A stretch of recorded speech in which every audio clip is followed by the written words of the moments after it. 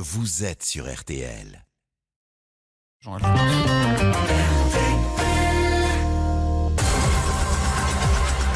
Bonsoir et bienvenue à toutes et tous dans l'heure du crime sur RTL. Ce soir, nous allons nous rendre aux frontières de l'épouvante avec un fait divers qui a secoué la Belgique au milieu des années 90, juste après le séisme de l'affaire Dutroux, alors que la police et la justice belge essayaient de se rattraper ou de se racheter en rouvrant des dossiers oubliés de disparition. Ils vont tomber sur un mystérieux personnage, un pasteur hongrois, le révérend András Pandy. Cet homme vit depuis la fin des années 50 à Bruxelles, réfugié de la première heure après que le régime communiste de l'URSS a mis la main sur la Hongrie. András Pandy n'a jamais fait parler de lui, sauf que dans son sillage, on retrouve la trace de plusieurs disparitions. 6 au total, son épouse, son ex-épouse et 4 de ses enfants. Jamais aucune question sur le sujet, ni aucune plainte. András Pandy a toujours fait état de disparitions volontaires de membres de sa famille qui finalement auraient choisi de mener leur propre vie. L'envers du décor va révéler un tout autre scénario, ni plus ni moins qu'une maison de l'horreur, une boucherie. Ces disparus ont été tout simplement éliminés, méthodiquement découpés, puis plongés dans des cuves d'acide. Le pasteur Pandy, machine à tuer, criminel hors norme, est mort en prison en 2013. Sans la leçon de l'affaire Dutroux, il n'aurait sans doute jamais été attrapé et aurait peut-être continué à tuer. L'histoire du Landru de Bruxelles, on en parle tout de suite avec nos invités dans l'heure du crime sur RTL. 20h, 21h, Jean-Alphonse Richard sur RTL. l'heure du crime. L'heure du crime, ce soir consacrée à un personnage hors norme, dont le visage sévère et inquiétant, de grosses lunettes fumées, les cheveux mi-longs, les lèvres pincées. Ce visage fait la une des journaux belges et bientôt internationaux à l'automne 1997. Le grand public découvre alors l'effroyable trajectoire de cet austère pasteur protestant, le pasteur András Pandy, qui a alors 70 ans et qui, dans l'ombre, à l'abri des regards extérieurs, aura commis dans les années 80 les pires des forfaits, des viols sur ses propres filles et puis ces meurtres barbares dont il a fait disparaître les traces. On refait ce soir dans l'heure du crime l'itinéraire d'un monstre, c'est bien comme cela qu'il faut l'appeler, avec nos deux invités, le journaliste Marc Mette de Penningen, journaliste au journal Le Soir. Bonsoir Marc. Oui, bonsoir Jean-Alphonse.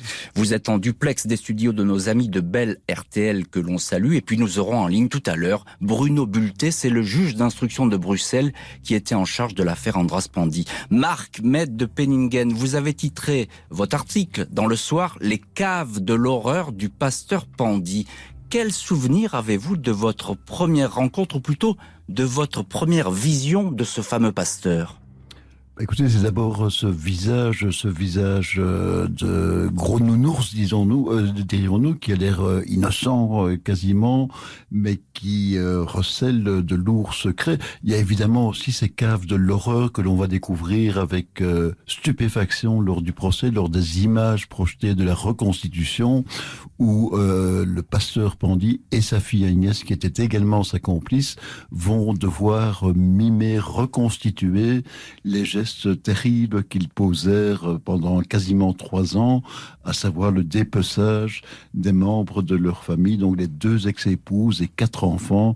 Ce fut un grand moment de l'histoire judiciaire du palais de justice de Bruxelles. Oui, parce qu'il faut bien le dire, Marc Mette de Penningen, ce procès, il est spectaculaire. Et puis, András Pandy est devenu une véritable attraction. On est venu revoir ce jour-là le Landru de Bruxelles, Dracula, Raspoutine, le pasteur diabolique, tous ces surnoms qu'on lui donne. Oui, le Landru d'ailleurs, l'utilisation par le juge Bulté, mais il vous l'expliquera sans doute tout à l'heure, de ce terme Landru Petiot, le Petiot de Bruxelles également, lui valut une plainte devant la Cour européenne des droits de l'homme qui donna partiellement raison à raison d'une violation de la présomption d'innocence dès lors que ces paroles furent prononcées devant la chambre de l'instruction. Alors justement, écoutez, il va nous expliquer Bruno Bulté, le juge Bulté. Bonjour, monsieur Bulté. Bonsoir. Bonsoir, monsieur le juge Bulté. Je voudrais savoir pourquoi ce surnom, le Landru de Bruxelles. Tout simplement parce que M. Pandy aimait à s'appeler le Dreyfus de la justice belge. Moralité des courses, à la fin d'une audience de la Chambre du Conseil, je me suis permis, pas de le comparer, mais de lui rappeler, de lui dire qu'il a peut-être intérêt à prendre connaissance de l'histoire de M. Landru et de M. Pétiur. Il n'entrait pas dans mes intentions de le comparer. Ce n'est que au cours de l'après-midi que des journalistes m'ont téléphoné pour me demander qui étaient Landru et Pétiur. Et le lendemain, dans la presse, je me suis vu affublé du titre d'avoir nommé M. Pandy Landru et Pétiur, c'est tout. Voilà, donc ça sera le Landru de Bruxelles qui va comparaître à ce procès 5 ans après son arrestation. Ce Andras Pandy, on lui reproche 6 assassinats perpétrés dans les sous-sols de 3 maisons, des masures, dans un quartier qu'on appelle le coin du diable à Bruxelles, acquise grâce à l'argent récolté dans la communauté protestante où exerce ce pasteur, il faut bien le dire, autoritaire et peu bavard. Le diable, en fait, c'est peut-être lui, tant Andras Pandy a échappé jusque-là à toute enquête, jamais inquiété, jusqu'à ce que l'affaire Dutroux, par effet de rebond, le place en pleine lumière, comme l'explique à l'époque le correspondant de RTL, Christophe Decroix.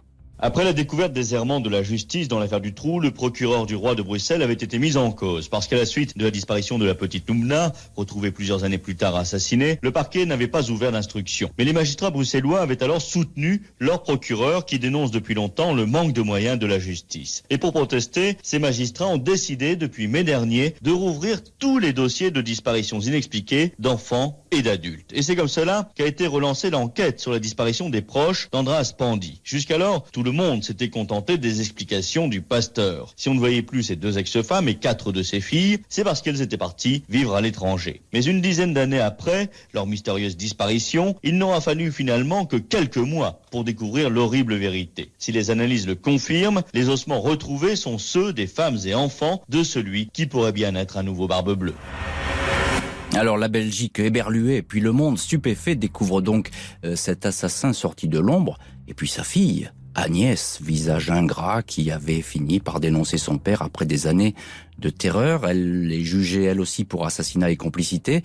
Elle n'écopera, si je puis dire, que de 21 ans de prison, car le tribunal reconnaîtra, je cite, l'emprise maléfique de son père. Marc de Penningen, une emprise maléfique, c'est comme cela qu'apparaît le fameux pasteur Pandy à son procès ?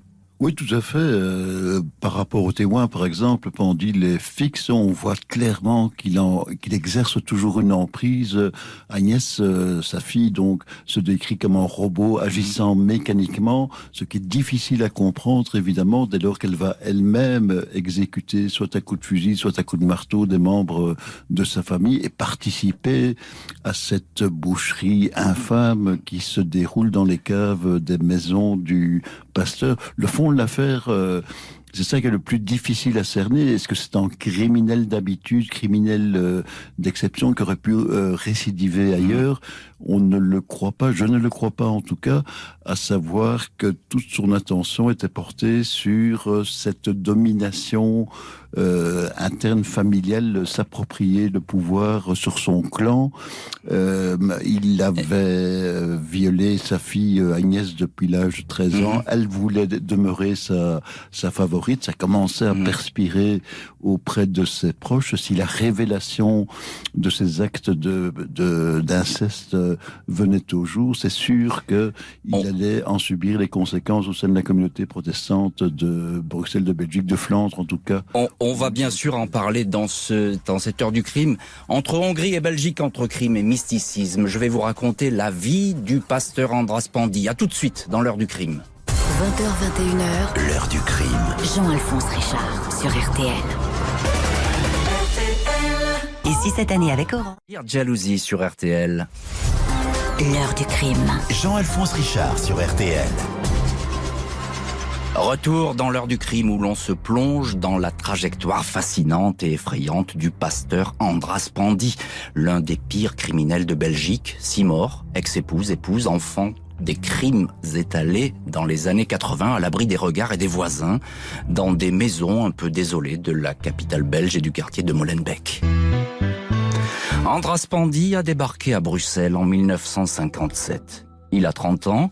L'année précédente, il a fui sa Hongrie natale, tombé dans le giron communiste et visé désormais par la répression soviétique. Dans son petit village de Miskolc, Andras Pandy était assistant du pasteur protestant local. Il rejoint la Suisse, Bâle, où il devient pasteur et où il rencontre sa première épouse, une compatriote hongroise, Ilona Sores. Andras Pandy est nommé pasteur à Bruxelles. C'est là que naît en 1958 sa première fille, Agnès, affectée d'une malformation physique. Elle a un bec de lièvre, une anomalie qu'on opère assez aisément aujourd'hui, mais pas à l'époque. 2 garçons naissent.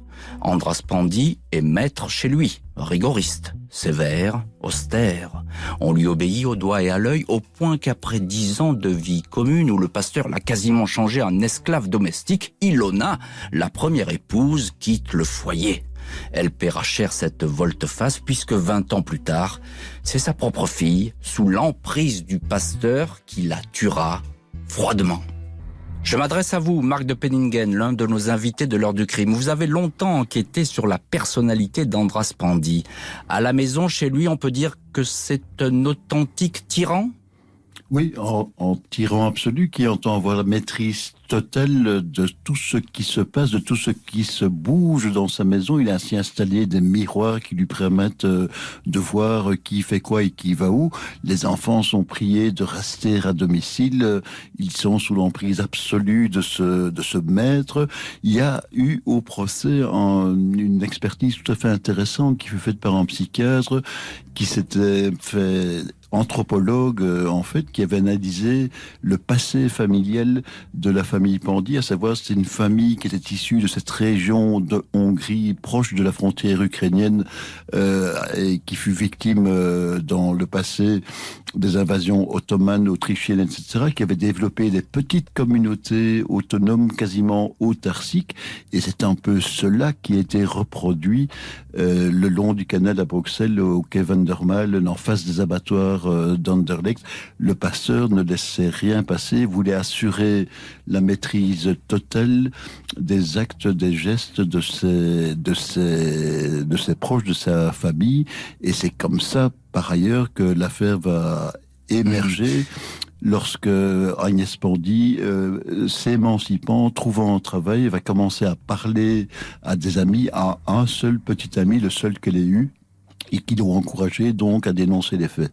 Alors vous parlez justement d'Agnès, la première fille du pasteur, et aussi la première à subir des agressions et les viols de son père, et tout cela, on pourrait dire, dans un parfait huis clos, une prison.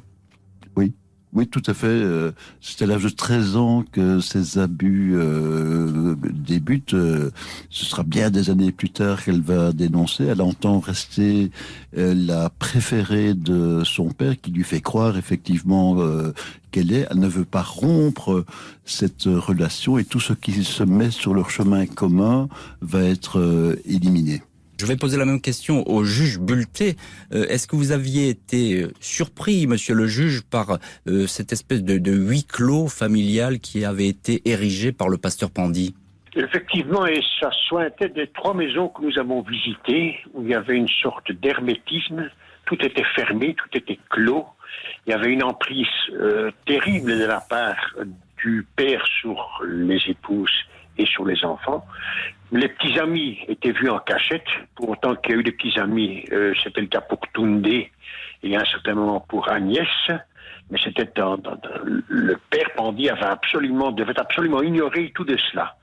Ils n'ont jamais reçu de visite à la maison, tout était cloisonné, clôturé, contrôlé. Tout. Ce que vous nous dites, monsieur le juge, c'est que les voisins, par exemple, n'ont jamais rien vu. On ne se doutait de rien dans cette maison de l'horreur. Non, c'est absolument rien. Les voisins, c'est à peine s'ils voyaient ou connaissaient Andras Pandy et sa famille, parce que ces gens vivaient en autarcie, comme l'a rappelé monsieur Marc van de Penningen. Ils vivaient complètement en autarcie à tous les niveaux. C'était assez symptomatique. Vous savez que le père Pandy était en fait pasteur et donnait cours.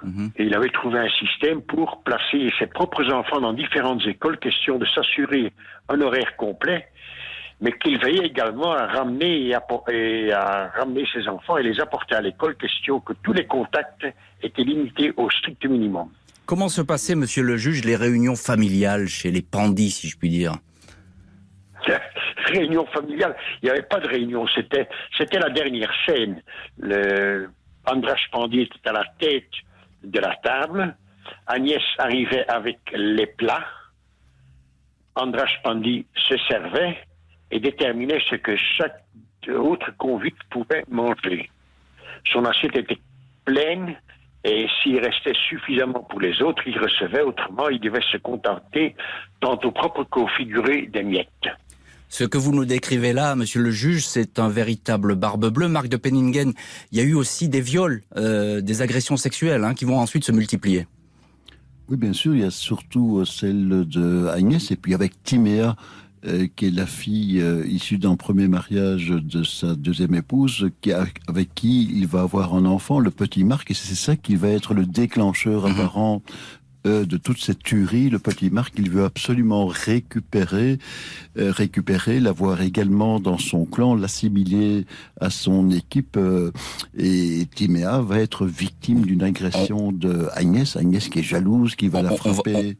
On va détailler tout cela évidemment dans l'heure du crime, et tout de suite dans les chapitres suivants de ce numéro consacré à l'histoire du pasteur Pandit. C'est donc dans ce huis clos familial pervers, ce monde clos sur lequel ce fameux pasteur règne en maître, que va se nouer peu à peu une folie meurtrière, sans doute animée par un désir de toute puissance. Là aussi, sur ses faits et gestes, il faudra des années pour que la lumière jaillisse. Comment le pasteur Pandit est-il devenu un être diabolique? Je vous donne les clés de cette métamorphose. À tout de suite dans l'heure du crime. Jusqu'à 21h sur RTL, Jean-Alphonse Richard. l'heure du crime. Jean-Alphonse Richard, l'heure du crime sur RTL. L'heure du crime où nous retraçons ce soir l'histoire effrayante et fascinante du pasteur Andras Pandit, qui dans les années 80 à Bruxelles, à l'abri des regards, a commis une série de meurtres les plus épouvantables les uns que les autres, décimé 6 membres de sa famille et sans doute 5 autres jeunes femmes dont les restes découverts dans les jardins du pasteur n'ont jamais été vraiment identifiés. Au fil des années, Andras Pandit, la cinquantaine, s'est enfermé dans la névrose. Le pasteur protestant règne en maître sur une famille, une deuxième épouse et 8 enfants issus de ces 2 mariages. Il fait régner dans ce cercle familial une discipline de fer. Andras Pandit est inflexible. Les enfants n'ont même pas le droit d'avoir des amis, de sortir. Un comportement qui s'apparente en fait à une authentique secte dont le pasteur Pandit, le chef de famille, serait le plus terrible des gourous. Gourou qui a tous les droits, y compris celui d'abuser sexuellement de ses filles. L'aînée, Agnès, qui le suit comme une ombre et tremble comme une feuille à chacune de ses paroles, et puis aussi Timéa, sa fille adoptive. En cette année 1984, Timéa a 20 ans, et elle aussi n'échappe pas aux attaques sexuelles de son beau-père. Timéa se retrouve enceinte, ce qui bouleverse le pasteur Pandit, effrayé à l'idée que sa perversité ne soit dévoilée en plein jour. Lui qui fréquente le temple et enseigne à tout le monde la rigueur, le respect de la loi divine et l'aversion pour le péché. Marc de Penningen, journaliste au Soir à Bruxelles. Cette grossesse de Timéa change l'ordre établi dans la maison du pasteur où tout est en règle. Le pasteur qui va alors tout faire pour étouffer ce scandale. Oui, étouffer le scandale qui peut lui porter préjudice à raison de cette réputation à conserver. Donc il va tout mettre en œuvre pour la dissimuler. C'est-à-dire qu'il va, par exemple, imposer à Edith Fintor, son épouse, sa deuxième épouse, donc mère de Timéa, de porter elle-même un coussin qui grossit au fil des mois pour faire croire que c'est elle qui est enceinte, c'est elle-même qui va sortir avec le bébé dans ses bras de la maternité pour faire croire qu'elle est la mère authentique de cet enfant. Et puis, in fine, ça va troubler évidemment toute l'affaire et la déclencher parce que Agnès, fille de son premier mariage, étant jalouse de Timéa, va tenter de la tué. Timéa va partir, se réfugier au Canada. Et là, le pasteur Pandy va la traquer comme un gibier, engageant des acteurs, par exemple, pour servir de pseudo-babysitter pour récupérer l'enfant. Tout cela, heureusement, échouera. Alors Timéa, effectivement, va donner naissance à un petit garçon qui s'appelle Marc, Oui. qui est tout simplement le fruit d'un inceste, et c'est sans doute là le déclencheur de la folie meurtrière qui va bientôt s'emparer du pasteur Pandy. Vous avez décrit Edith Fintor, la mère, qui met un coussin pour montrer qu'elle est enceinte, pour montrer au public que c'est bien elle qui est enceinte et non pas sa fille. Que va devenir Timéa à partir de ce moment-là? Est-ce qu'elle prend la fuite? Oui, Timéa elle part au Canada, elle se réfugie là-bas, elle retrouve là-bas un ressortissant hongrois qui s'appelle Bogdan, avec laquelle elle va passer quelques temps. Elle se cache évidemment parce qu'elle se sait traquée par son père qui veut absolument récupérer le petit Marc. Par la suite, Timéa va connaître aussi un destin tragique, familial en tout cas. Elle va revenir en Hongrie, s'installer dans la région d'origine de la famille, et là son nouveau compagnon qu'elle avait rencontré au Canada, va finir par se suicider en se jetant du 5e étage d'un hôpital psychiatrique, comme s'il y avait une espèce de malédiction de la filière Pandy.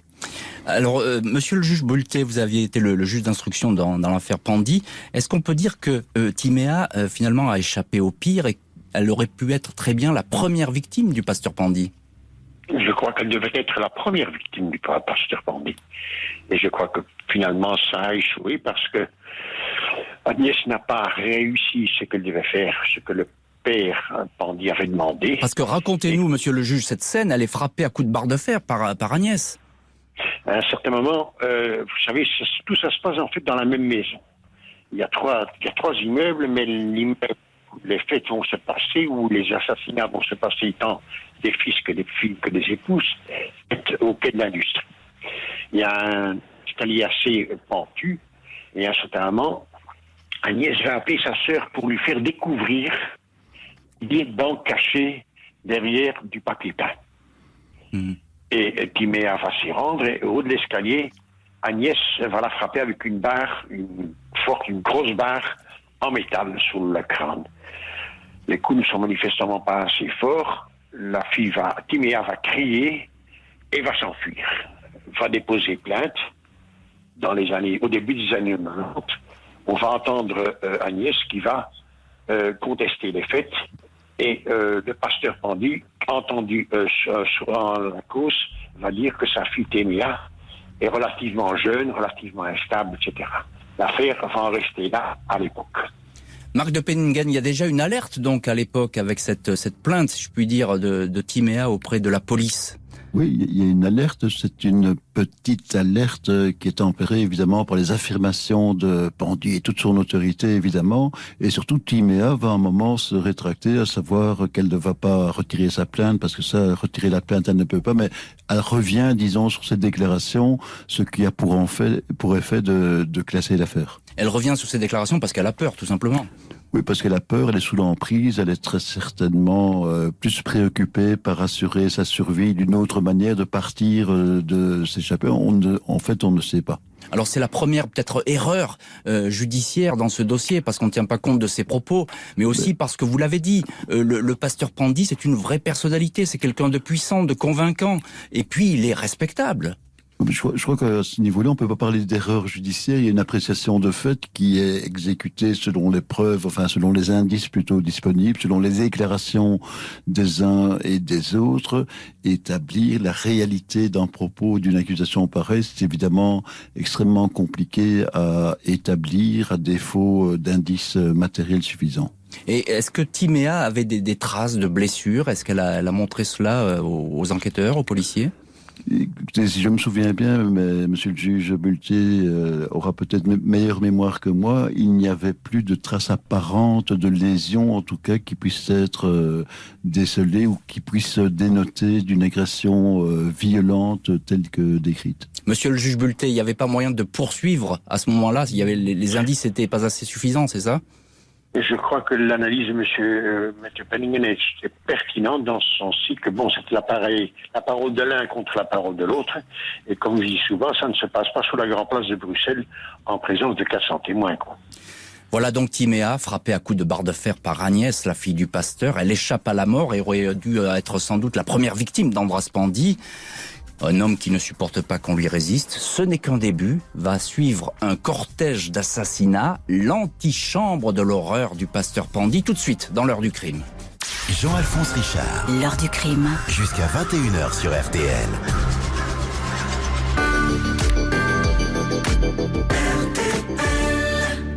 Bonjour. Jean-Alphonse Richard, l'heure du crime sur RTL. L'heure du crime où nous retraçons ce soir l'implacable désir de puissance du pasteur de Bruxelles, Andras Pandy, criminel hors norme des années 80, même si personne ne va s'apercevoir de rien. En 1986, 2 ans après avoir subi l'affront de sa fille adoptive Timéa, qui a accouché d'un petit garçon du pasteur, le fruit d'un viol tout simplement, Andras Pandy signale à la police la disparition de sa deuxième épouse, Edith Fintor, et de son fils Andrea. Le pasteur veut faire les choses dans les règles. Il n'y a rien d'inquiétant à cette évaporation. Andras Pandy exhibe même une lettre de rupture, puis une carte postale, toutes deux postées depuis Francfort en Allemagne. On saura plus tard qu'il s'agit de faux. C'est Agnès, la fille du pasteur, qui a en fait écrit ces courriers dans lesquels Edith Fintor dirait qu'elle quitte le pasteur. Ce 31 juillet 1986, Edith Fintor et son fils Andrea ne sont pas du tout à Francfort. Ils ont en fait été attirés dans une maison du pasteur, un traquenard organisé par Andras Pandy, qui a pour cela mobilisé sa fille aînée Agnès. Alors, que va-t-il se passer dans ce sous-sol ? Marc de Penningen, vous êtes notre invité dans l'heure du crime. Quel va être le scénario de cet assassinat, ce double assassinat ? Écoutez, d'abord, il y aura Andrea qui va être tué par Andras Pandy, Edith qui va être, Edith Fintor, donc l'épouse, qui va être tuée à coups de marteau par Agnès. Et donc, c'est la première branche de la famille auquel il se prend. C'est relié évidemment à Timéa, les bruits selon lesquels les confidences de Timéa, comme quoi Marc serait l'enfant de Pandy, ça commence à filtrer. Il y a des discordes au sein du couple Pandy, et tout cela déclenche cette furie subite qui ne va pas s'arrêter, qui va devenir quelque part un mode de règlement des conflits familiaux pour le pasteur Pandy, d'autant que son impunité semble assurée. Et il met en place, effectivement, comme vous l'avez rappelé judicieusement, une technique de dissimulation qui sont ces fameuses fausses lettres d'adieu, etc. Il y aura des scripteurs différents qui vont être recrutés en Hongrie, par exemple, pour adresser des cartes postales, des lettres à la famille, pour faire croire qu'ils sont toujours vivants, et l'illusion sera bien là. Et pour les réceptionnaires de ces courriers, il n'y a aucune raison de douter de cette parente, de la réalité de l'existence de cette parente qui a quitté par ailleurs la Hongrie depuis bien longtemps. C'est une petite entreprise du crime, finalement, dont dispose le pasteur Pandy. Qui se met progressivement en place, qui est poussé, comme je vous le disais, par ce sentiment d'impunité. On se débarrasse d'un problème en tuant. Quand les problèmes suivants surviennent, eh bien, on adopte les mêmes méthodes. Les tueurs en série, il y en a qui sont arrêtés après le premier crime. On ne sait jamais s'ils deviendront des tueurs en série, évidemment. Mais ceux qui réussissent le deviennent parce que l'impunité est là, de par leur organisation ou de par une insuffisance de moyens policiers qui, dans cette affaire, sont suffisants. Enfin, je veux dire, la justice a égard évidemment à ce genre de disparition dès lors qu'elle concerne essentiellement des gens qui ont des attaches familiales certaines et nombreuses sur le territoire. C'est comme en France d'ailleurs.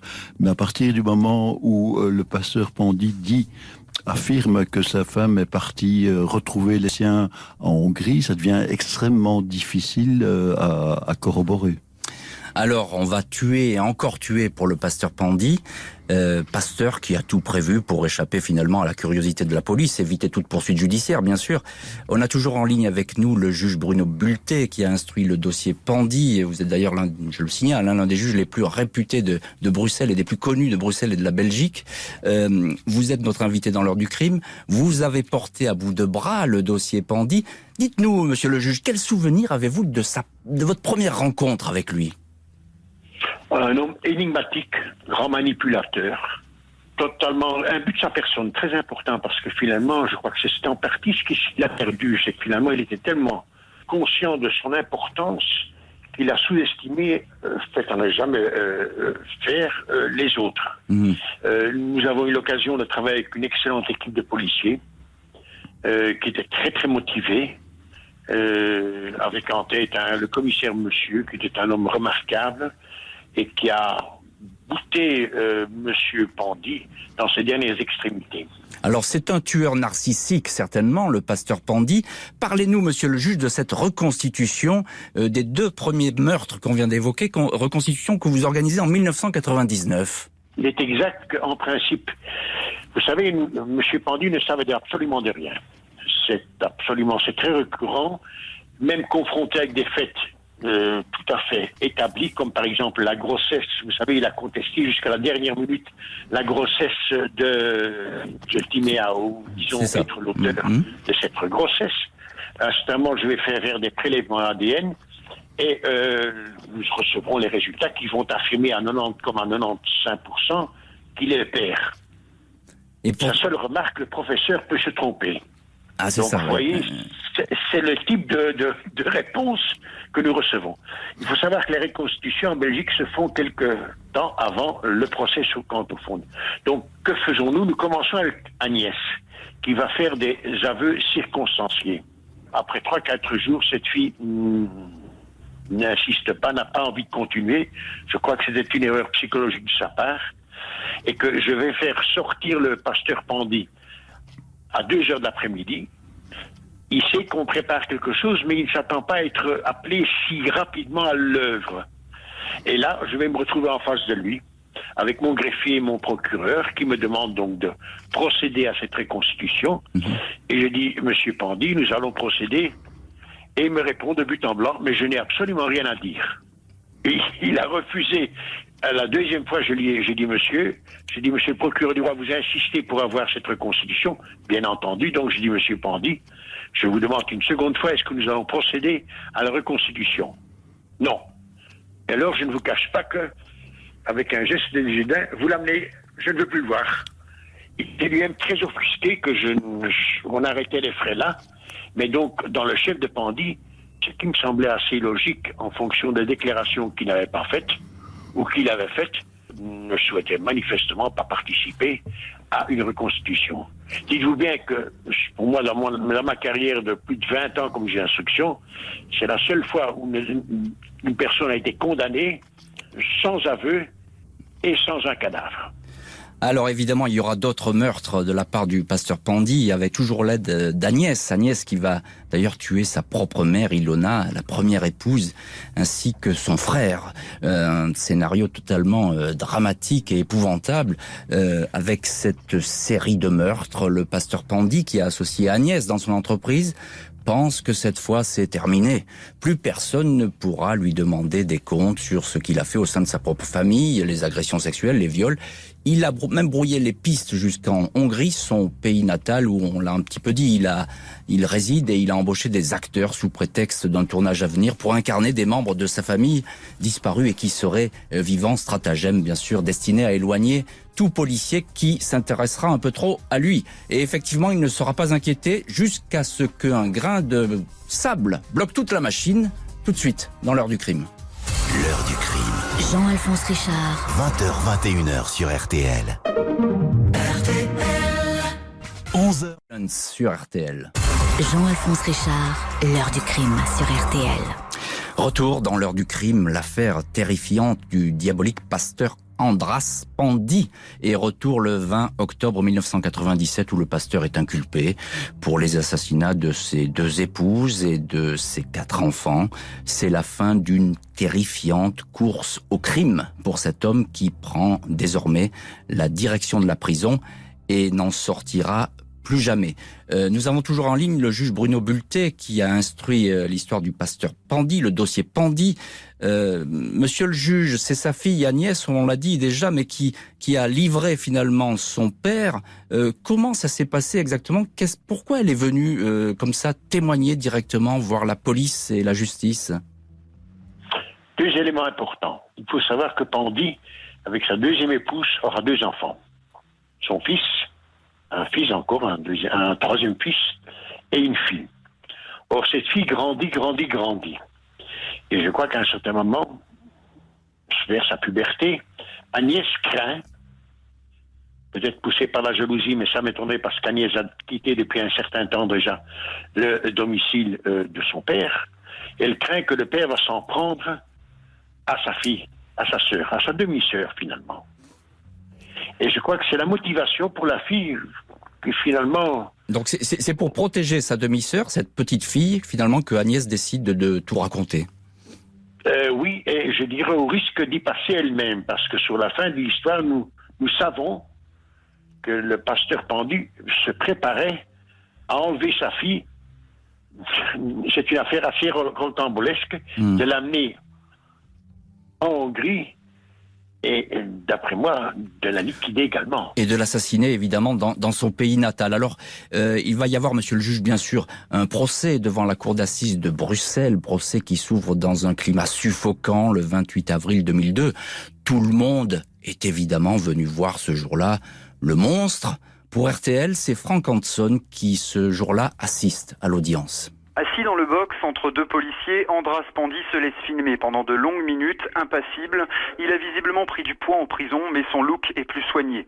Visage joufflu avec toujours ses cheveux grisonnants, épais et ondulés, presque une tête de vieille femme. Derrière ses lunettes au verre fumé, un regard fixe qui fait frémir.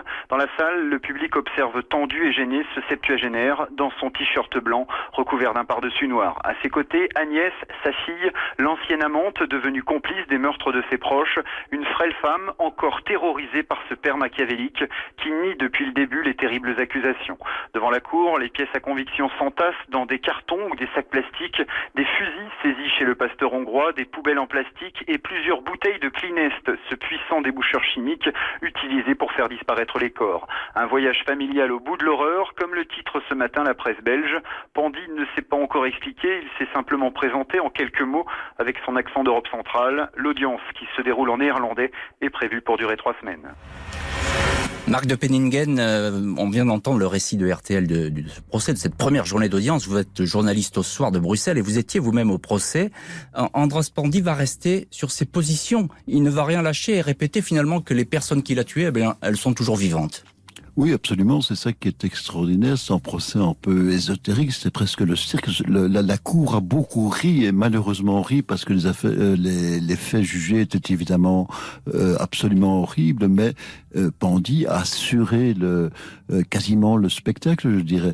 Quand on le voit s'asseoir, nettoyer sa chaise, mettre son petit mouchoir pour ne pas se salir, polluer, se salir, oui, il y a quelque chose. Quand on sait ce qui s'est passé dans la cave de ces maisons, tout à fait. on peut effectivement sourire de manière un peu triste.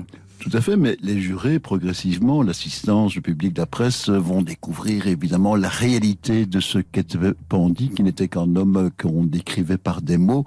Là, à la cour, on a des images absolument extraordinaires, terribles, notamment cette expérimentation médico-légale qui va être diffusée dans une vidéo qui dure environ une demi-heure. Des jurés seront d'ailleurs incapables de la regarder, où l'on voit un homme qui a donné son corps à la médecine, donc un cadavre qui est découpé par les médecins légistes qui sont chargés de démontrer pour les besoins de l'enquête l'effet du Cleanest, ce fameux déboucheur acide, sur les morceaux de corps. Et c'est une vision d'horreur, comme le sont les images de la reconstitution organisée par monsieur le juge d'instruction, où l'on voit Agnès qui répète les gestes posés, qui découpent la tête du mannequin, etc., dans les caves de la rue Van der Malen. Et c'est évidemment cela qui donne toute la réalité de cette boucherie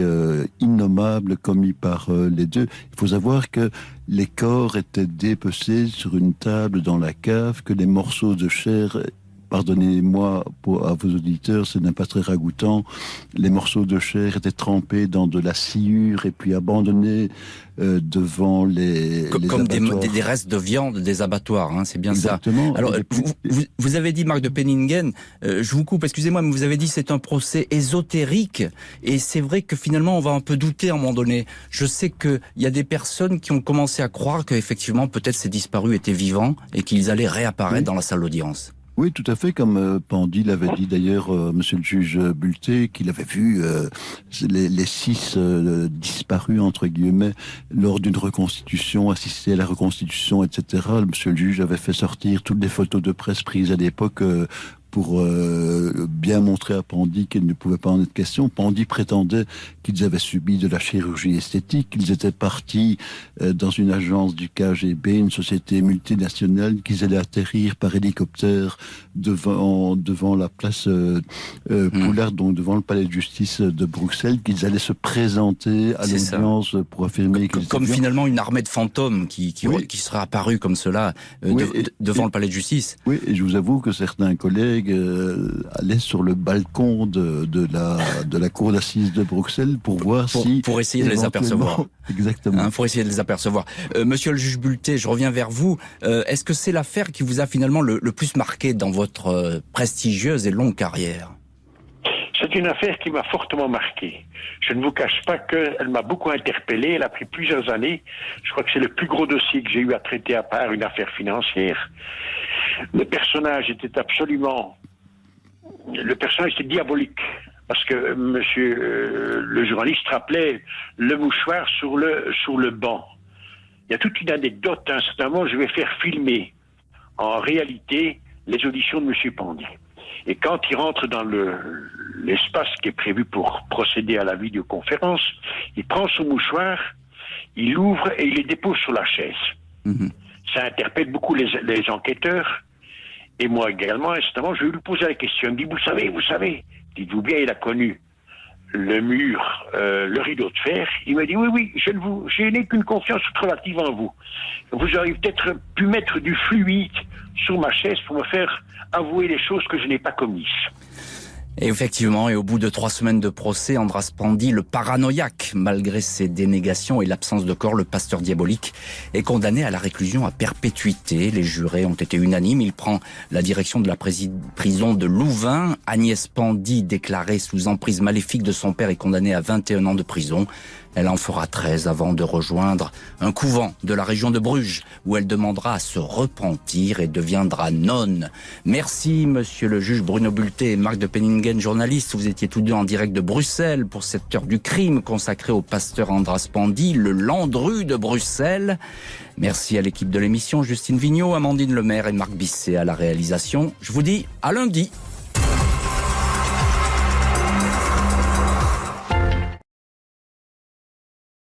Sur RTL, c'est déjà Noël. Retrouvez les plus belles chansons de Noël sur la web radio de Noël de RTL. La web radio de Noël de RTL est disponible sur l'appli RTL et RTL.fr.